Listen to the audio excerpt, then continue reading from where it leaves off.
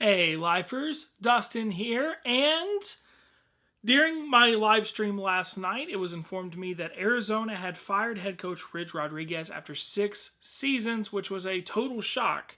Usually that happens either right after the regular season, maybe sometimes right after the bowl game. So clearly something was weird, something was different, something was out of the norm.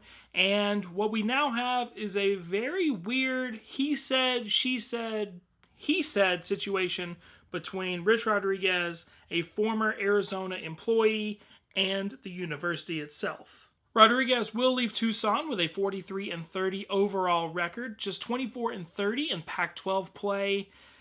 He started 6-2 this year, had a huge kind of Heisman Trophy player all of a sudden in Khalil Tate that looked great, but then the Wildcats somehow lost 4 of their last 5 games, including falling to Purdue in the bowl game. He'll leave Arizona with just 1 division title, won in 2014 with the Pac-12 South, and then they went on to represent the Pac-12 in the Fiesta Bowl, which they ultimately lost to Boise State. In order to properly kind of break this down, I want to show you the statement from the university president and the athletic director, and the statement that Rich Rod made on Twitter last night. So first, I want to show you what the university is saying. In a joint statement from University President Robert Robbins and Athletic Director David Heek, it says, in October 2017, the university's Office of Institutional Equity retained outside counsel to investigate allegations of sexual harassment against Mr. Rodriguez after a former employee in the athletic department alleged that Mr. Rodriguez harassed her on multiple occasions. Like all university employees, Mr. Rodriguez is entitled to a fair investigation and due process, and at no time has the university believed that Mr. Rodriguez posed any danger to any member of society, or the community. You know what they meant. The law firm of Cohen Dowd Quigley was retained by the Office of Institutional Equity to conduct a comprehensive investigation into the allegations made by the former employee, and that investigation began in October. After her initial report to the university in October, the former employee retained counsel and declined multiple requests from the university to participate in the investigation into her allegations. So, pause that real quick. We are still in the middle of the hashtag #MeToo movement, in which case a bunch of sexual harassment, sexual misconduct, and sexual assault charges are being levied against a lot of guys in power, and it has spanned all the way from entertainment to sports now, and it's trickled down into random workplaces, not random, but into everyday workplace environments, which I think is a good thing. If people are being abused, if people are being harassed, if people are being subjugated to things that they shouldn't be, I'm perfectly fine with calling those people out and trying to make a change and trying to change the culture of things. This is the exact same thing involved with that, but I'm going to be very careful not to say that somebody's a liar or that somebody is making things up, but I do think it's weird that if you are levying these charges against somebody that is the head football coach at a Pac-12 school, that you wouldn't go along with the investigation and try to help and give over documents and any potential evidence you may have to substantiate your claims, which the joint statement goes on to read. In addition, she was unwilling to turn over communications that she alleged provided support for her allegations, and recently filed a notice of a financial claim against Mr. Rodriguez. The investigation, which concluded on December 28th, found that the original specific harassment allegations against Mr. Rodriguez could not be substantiated based on the evidence and witnesses available to it. However, Arizona Athletics did become aware of information both before and during the investigation, which caused it to be concerned with the direction and climate of the football program. As a result, we have been reviewing the findings and deliberating our course of action. While this is a difficult decision, it is a right decision, and it is a decision that lives up to the core values of the University of Arizona. So what that tells me is that they did not fire him over these allegations, that it was something else, that they found something else during the review process. And as you're going to see here in a second when I read Rich Rod's statement, he admits to an extramarital affair. Is that why Arizona fired their football coach? I'm not really one to judge or bring morals into it, but I don't necessarily think somebody should be fired from their job because they cheated on their wife in a consensual affair. That seems weird. What's more likely is they wanted him gone anyway, and they used this as a convenient excuse. And I'm going to believe that version of things until I hear what the thing is they found. If they found him doing things that Hugh Freeze was doing, I totally get it. If they found him doing some kind of an illegal activity, I understand. But if it's just cheating on your wife, is that the worst thing in the world? Is that an unblemishable idea on the face of your university? I don't really think so, but, I guess everybody decides what the morality of their program is going to be differently, and it seems like Arizona is taking a stance against cheating on your wife. Rodriguez's statement was kind of a Twitter message on your phone that he screenshot and put up on Twitter last night, and it reads, "I was deeply disappointed to learn by email this evening that the University of Arizona is buying out my contract. My coaching staff and I were very excited about the trajectory of our young team and looking forward to 2018 and beyond. I would too if I had Khalil Tate. This action comes on the heels of an outside investigation by the university into alleged workplace misconduct. This investigation concerned a complaint by my former administrative assistant who threatened a $7.5 million lawsuit alleging harassment. The university initiated a thorough outside investigation. I fully cooperated with the investigation, including voluntarily taking and passing a polygraph. The university determined that there was no truth to her accusations and found me innocent of any wrongdoing."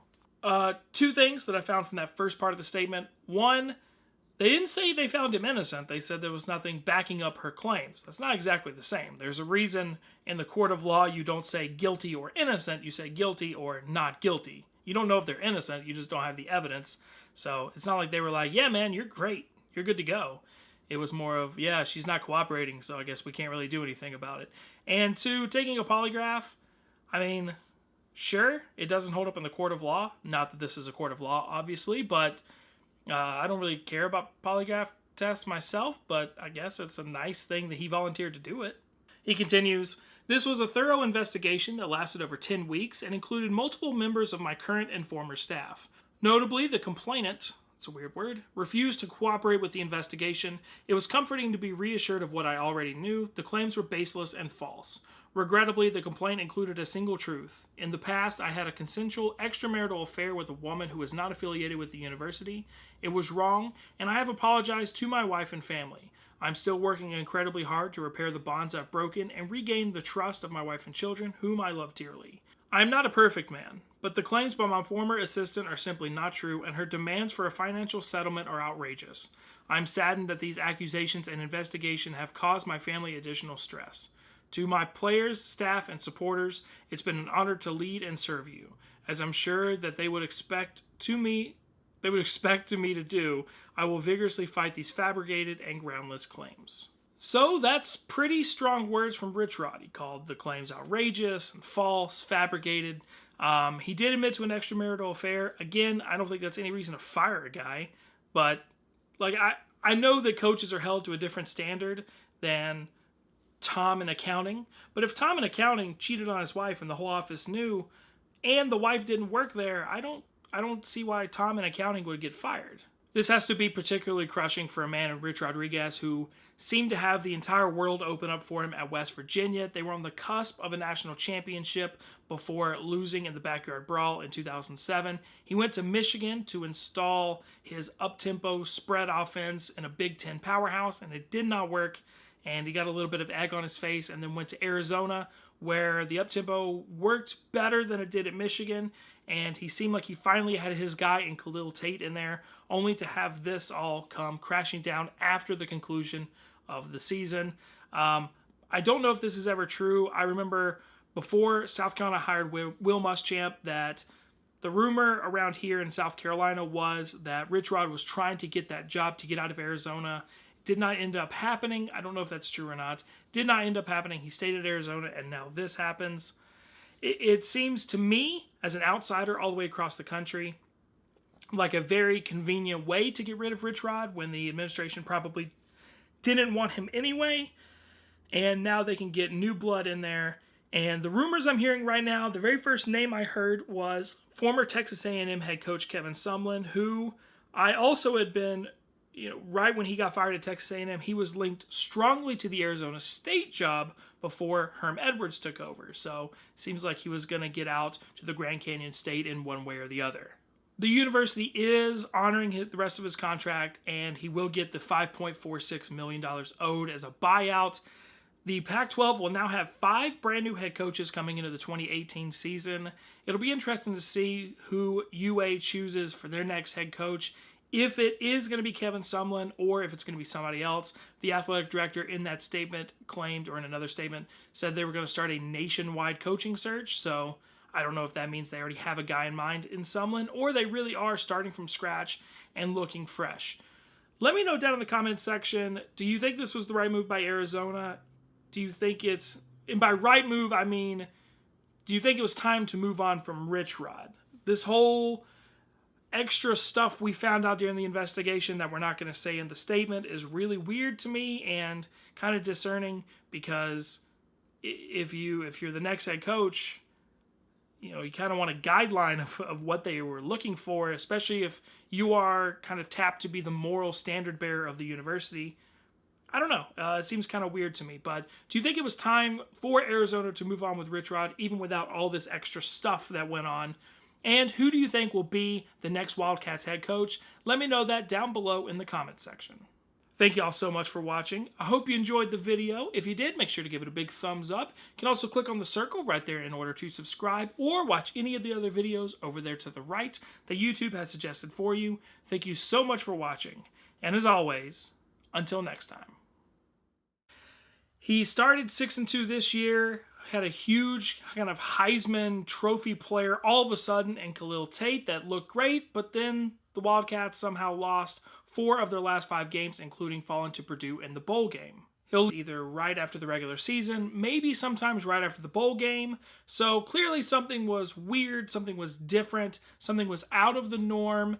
And what we now have is a very weird he said, she said. He leave Arizona with just 1 division title, won in 2014 with the Pac-12 South, and then they went on to represent the Pac-12 in the Fiesta Bowl, which they ultimately lost to Boise State. In order to properly kind of break this down, I want to show you the statement from the he said situation between Rich Rodriguez, a former Arizona employee, and the university itself. Rodriguez will leave Tucson with a 43-30 overall record, just 24-30 in Pac-12 play. Hey, lifers, Dustin here, and during my live stream last night, it was informed to me that Arizona had fired head coach Rich Rodriguez after 6 seasons, which was a total shock. Usually that happens